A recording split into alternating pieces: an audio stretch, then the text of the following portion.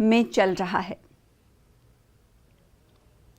अनंतनाग के हालसीडार कपरन वेरीनाग इलाके में गुज़िश्ता रात आग की वारदात में एक रिहायशी मकान पूरी तरह जलकर खाकस्तर हो गया। तफसीलात के मुताबिक आग ने पूरे घर को अपनी लपेट में ले लिया। घर में मौजूद अशिया भी आग में तबाह हो गई। इस दौरान जब फायर ब्रिगेड अमला जाए वारदात पर पहुंचा तो अमले को लोगों की सख्त बरहमी का सामना करना पड़ा। लोगों के मुताबिक इलाके में फायर स्टेशन न होने की वजह से इस तरह के वाकयात रुनुमा हो रहे हैं, जबकि दूरों से हालसीडार तक पहुंचने में फायर ब्रिगेड को काफ़ी वक्त लगता है। लोगों ने इंतजामिया से इलाके में फायर सर्विस स्टेशन के क़याम और आग मुतासरीन के लिए फौरी मुआवजे का मुतालबा किया है।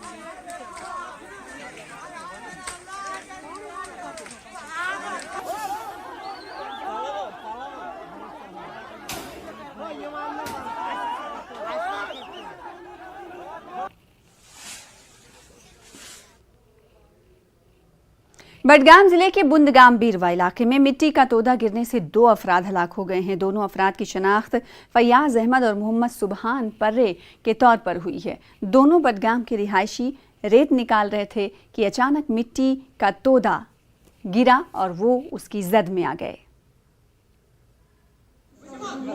इस वक्त हम मौजूद है सब डिस्ट्रिक्ट हॉस्पिटल मागाम में है और यहाँ पे अभी बडगाम बीरवा में अभी भी एक हादसा पेश आया है।